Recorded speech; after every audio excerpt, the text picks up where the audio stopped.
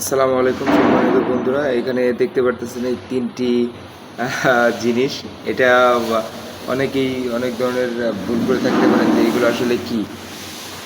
এইটা এক জিনিস, এটা কিন্তু আর এক জিনিস। এটা হচ্ছে একটা সিটি। সিটি মানে একটা কারেন্ট ট্রান্সফর্মার। এটার ভিতর দিয়ে মূলত আমাদের যে পাওয়ার কেবল, সেই পাওয়ার কেবলটা এটার ভিতরে উঠবে। তো ওই পাওয়ার কেবলের যে কারেন্ট বা এম্পিয়ার সেটা মেজার করবে এই সিটি দ্বারা। সিটি মানে কারেন্ট ট্রান্সফর্মার। এবং এই যে উপরে যে জিনিসটা দেখতেছেন এটা হচ্ছে একটা লাইটিং অ্যারেস্টর। লাইটিং অ্যারেস্টরের কাজ হচ্ছে আমাদের এই যে যে ভিসিবিগুলো আছে, এই ভিসিবির মধ্যে এই জিনিসটা থাকে।